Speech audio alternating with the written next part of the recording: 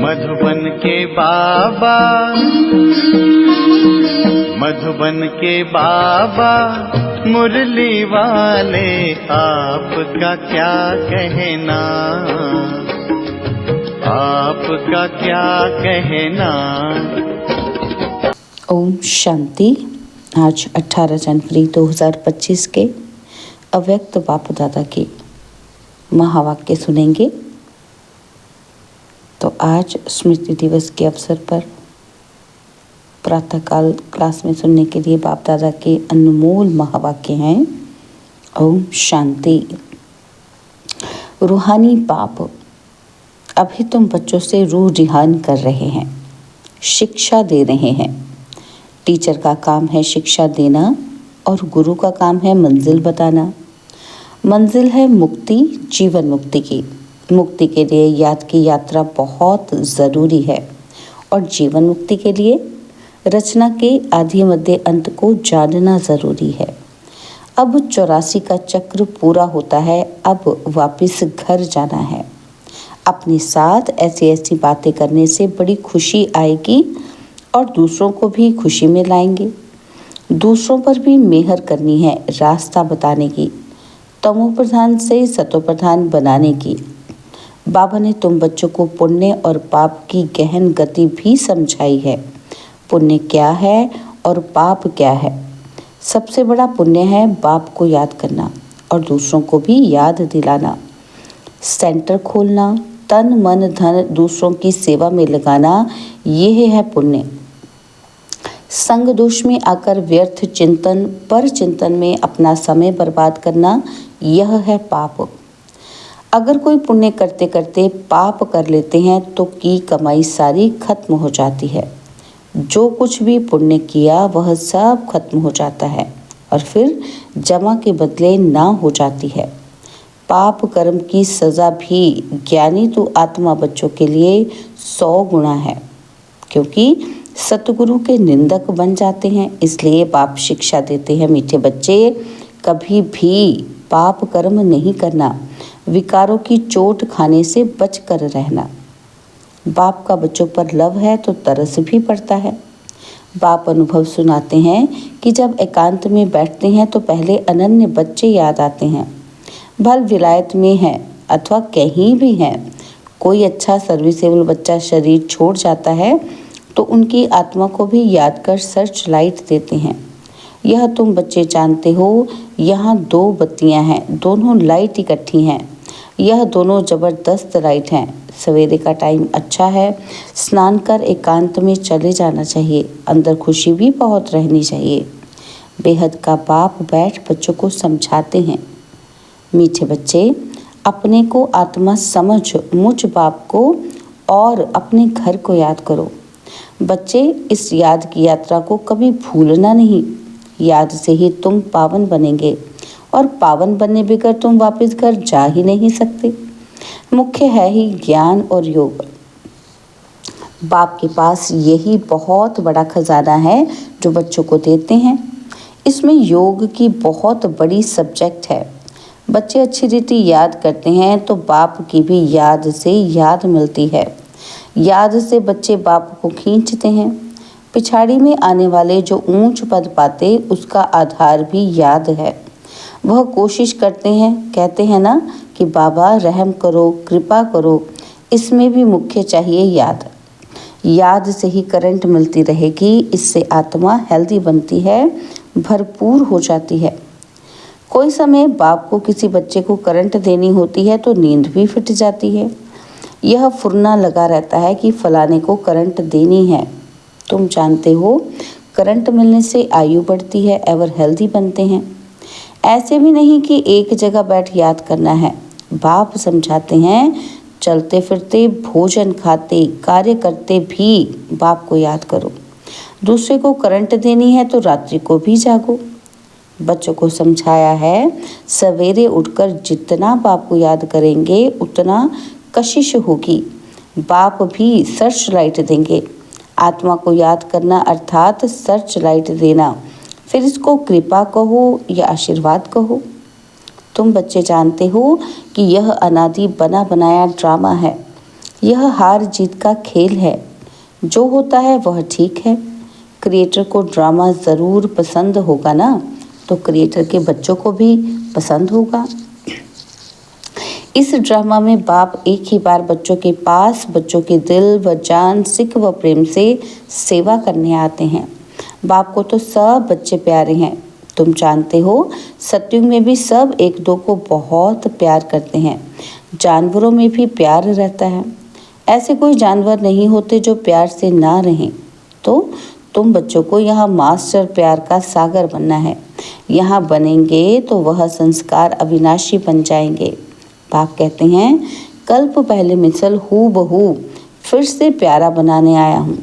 कभी किसी बच्चे का गुस्से का आवाज़ सुनते हैं तो बाबा शिक्षा देते हैं, बच्चे गुस्सा करना ठीक नहीं है। इससे तुम भी दुखी होंगे, दूसरों को भी दुखी करेंगे। बाप सदा काल का सुख देने वाला है, तो बच्चों को भी बाप समान बनना है। एक दो को कभी दुख नहीं देना है। बहुत बहुत लवली बनना है। लवली बाप को बहुत लव से याद करेंगे तो अपना भी कल्याण और दूसरों का भी कल्याण करेंगे। अभी विश्व का मालिक तुम्हारे पास मेहमान बनकर आया है। तुम बच्चों के सहयोग से ही विश्व का कल्याण होना है। जैसे तुम रूहानी बच्चों को बाप अति प्यारा लगता, वैसे बाप को भी तुम रूहानी बच्चे बहुत प्यारे लगते हो, क्योंकि तुम ही श्रीमत पर सारे विश्व का कल्याण करने वाले हो। अभी तुम यहाँ ईश्वरीय परिवार में बैठे हो। बाप सम्मुख बैठा है। तुम ही से खाऊं, तुम ही से बैठूं। तुम जानते हो कि शिव बाबा इसमें आकर कहते हैं, मीठे बच्चे, देह सहित देह के सभी संबंधों को भूल मामेकम याद करो। यह अंतिम जन्म है। यह पुरानी दुनिया, पुरानी देह खलास हो जानी है। कहावत भी है कि आप मुए मर गई दुनिया। पुरुषार्थ के लिए थोड़ा सा संगम का समय है। बच्चे पूछते हैं, बाबा ये पढ़ाई कब तक चलेगी? जब तक दैवी राज्य स्थापन हो जाए तब तक सुनाते रहेंगे और फिर ट्रांसफ़र होंगे नई दुनिया में। बाबा कितना निरहंकार से तुम बच्चों की सेवा करते हैं, तो तुम बच्चों को भी इतनी सेवा करनी चाहिए। श्रीमत पर चलना चाहिए। कहीं अपनी मत दिखाई तो तकदीर को लकीर लग जाएगी। तुम ब्राह्मण ईश्वरीय संतान हो, ब्रह्मा की औलाद भाई बहन हो, ईश्वरीय पौत्रे पौत्रियां हो, उनसे वर्षा ले रहे हो। जितना पुरुषार्थ करेंगे उतना पद पाएंगे। इसमें साक्षी रहने का भी बहुत अभ्यास चाहिए। बाप का पहला फरमान है, अशरीरी भव, देही अभिमानी भव। अपने को आत्मा समझ मुझ बाप को याद करो, तब ही जो खाद पड़ी है वो निकल जाएगी, सच्चा सोना बन जाएंगे। तुम बच्चे अधिकार से कह सकते हो, बाबा ओ मीठे बाबा, आपने मुझे अपना बना के सब कुछ वर्षे में दे दिया है। इस वर्षे को कोई छीन नहीं सकता है। इतना तुम बच्चों को नशा रहना चाहिए। तुम ही सभी को मुक्ति, जीवन मुक्ति का रास्ता बताने वाले लाइट हाउस हो। उठते बैठते चलते फिरते तुम लाइट हाउस होकर रहो। बाप कहते हैं, बच्चे अब टाइम बहुत थोड़ा है, गाया भी जाता है, एक घड़ी आधी घड़ी। जितना हो सके एक बाप को याद करने लग जाओ और फिर चार्ट को बढ़ाते रहो। अच्छा, मीठे मीठे सिकिलते लकी और लवली ज्ञान सितारों को माता पिता बाप दादा का दिल व जान, सिक व प्रेम से याद, प्यार और गुड मॉर्निंग। रूहानी बाप की रूहानी बच्चों को नमस्ते। हम रूहानी बच्चों की रूहानी बाप दादाजी को दिल व जान, सिक व प्रेम से नमस्ते। ओम शांति। प्यारे बाबा, मीठे बाबा, मेरे बाबा, शुक्रिया बाबा, शुक्रिया बाबा, शुक्रिया। अव्यक्त महावाक्य, निरंतर योगी बनो। तो बाबा आगे समझाते हैं कि जैसे एक सेकंड में स्विच ऑन और ऑफ किया जाता है, ऐसे ही एक सेकंड में शरीर का आधार लिया और फिर एक सेकंड में शरीर से परे अशरीरी स्थिति में स्थित हो जाओ। अभी अभी शरीर में आए, फिर अभी अभी अशरीरी बन गए। यह प्रैक्टिस करनी है। इसी को ही कर्मातीत अवस्था कहा जाता है। जैसे कोई वस्त्र धारण करना व ना करना अपने हाथ में रहता है। आवश्यकता हुई धारण किया, आवश्यकता ना हुई तो उतार दिया। ऐसा ही अनुभव इस शरीर रूपी वस्त्र को धारण करने और उतारने में हो। कर्म करते भी ऐसा अनुभव होना चाहिए जैसे कोई वस्त्र धारण कर कार्य कर रहे हैं। कार्य पूरा हुआ और वस्त्र से न्यारे हुए। शरीर और आत्मा दोनों का न्यारापन चलते फिरते भी अनुभव हो। जैसे कोई प्रैक्टिस हो जाती है ना, लेकिन ये प्रैक्टिस किन्हें हो सकती है? जो शरीर के साथ व शरीर के संबंध में जो भी बातें हैं, शरीर की दुनिया, संबंध व अनेक जो भी वस्तुएं हैं, उनसे बिल्कुल डिटैच होंगे। ज़रा भी लगाव नहीं होगा, तब न्यारा हो सकेंगे। अगर सूक्ष्म संकल्प में भी हल्कापन नहीं है तो डिटैच नहीं हो सकते, तो न्यारेपन का अनुभव ही नहीं कर सकेंगे। तो हर एक को अब ये प्रैक्टिस करनी है, बिल्कुल ही न्यारेपन का अनुभव हो। इस स्टेज पर रहने से अन्य आत्माओं को भी आप लोगों से न्यारेपन का अनुभव होगा। वह भी महसूस करेंगे। क्या महसूस करेंगे?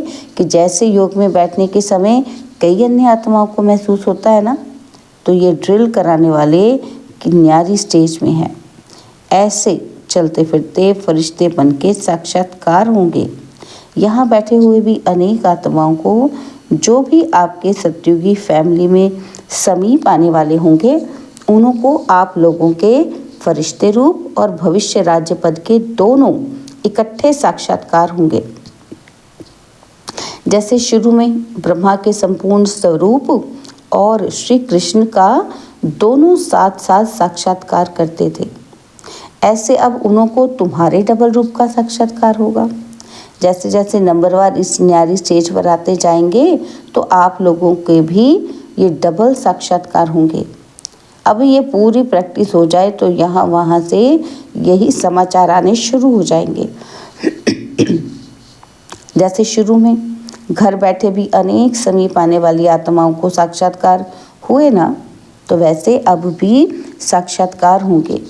यहाँ बैठे भी बेहद में आप लोगों का सूक्ष्म स्वरूप सर्विस करेगा। अब यही सर्विस रही हुई है।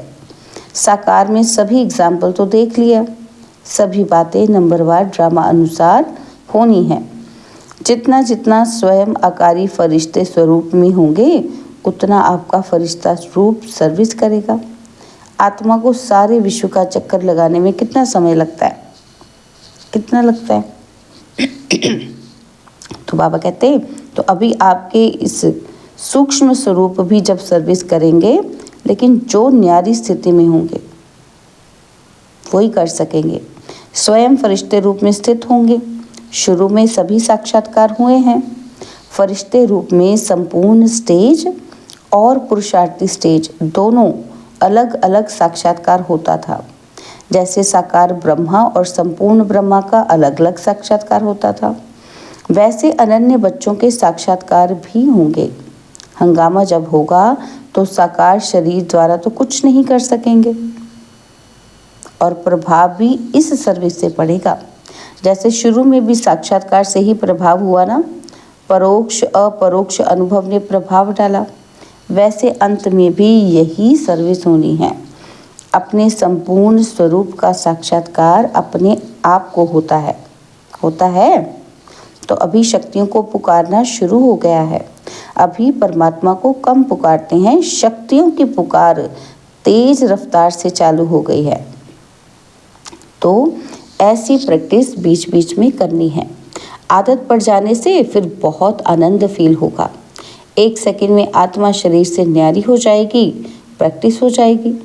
तो अभी यही पुरुषार्थ करना है। वर्तमान समय मनन शक्ति से आत्मा में सर्व शक्तियाँ भरने की आवश्यकता है। तब मगन अवस्था रहेगी और विघ्न टल जाएंगे। विघ्नों की लहर तब आती है जब रूहानियत की तरफ फोर्स कम हो जाता है। तो वर्तमान समय शिवरात्रि की सर्विस के पहले स्वयं में शक्ति भरने का फोर्स चाहिए। भल योग के प्रोग्राम्स रखते हो, लेकिन योग द्वारा शक्तियों का अनुभव करना कराना अब ऐसी क्लासेस की आवश्यकता है। प्रैक्टिकल अपने बल के आधार से औरों को बल देना है। सिर्फ बाहर की सर्विस के प्लान नहीं सोचने हैं, लेकिन पूरी ही नज़र सभी तरफ। जो निमित्त बने हुए हैं उनको ये ख्यालात आनी चाहिए कि हमारी फुलवारी किस बात में कमज़ोर है। किसी भी रीति से अपनी फुलवारी की कमज़ोरी पर कड़ी दृष्टि रखनी चाहिए। समय देकर भी कमज़ोरियों को खत्म करना है। जैसे साकार रूप को देखा, कोई भी ऐसी लहर का समय होता तो दिन रात सकाश देने की विशेष सर्विस और विशेष प्लान्स चलते थे। निर्बल आत्माओं को बल भरने का विशेष अटेंशन रहता था, जिससे अनेक आत्माओं को अनुभव भी होता था। रात रात को भी समय निकाल आत्माओं को सकाश भरने की सर्विस चलती थी। तो अभी विशेष सकाश देने की सर्विस करनी है। लाइट हाउस माइट हाउस बनकर ये सर्विस खास करनी है, तब चारों ओर लाइट माइट का प्रभाव फैलेगा। अभी यही आवश्यकता है। जैसे कोई साहूकार होता है तो अपने नज़दीक संबंधियों को मदद देकर ऊंचा उठा लेता है। ऐसे वर्तमान समय जो भी कमज़ोर आत्माएं संपर्क और संबंध में हैं, उनको विशेष सकाश देनी है। अच्छा, तो बाबा ने आज वरदान दिया, 1000 भुजा वाले ब्रह्मा बाप के साथ का निरंतर अनुभव करने वाले सच्चे स्नेही भव। 1000 भुजा वाले ब्रह्मा बाप के साथ का निरंतर अनुभव करने वाले सच्चे स्नेही भव। वर्तमान समय 1000 भुजा वाले ब्रह्मा बाप के रूप का पाठ चल रहा है। जैसे आत्मा के बिना भुजा कुछ नहीं कर सकती, वैसे बाप दादा के बिना भुजा रूपी बच्चे कुछ नहीं कर सकते। हर कार्य में पहले बाप का सहयोग है।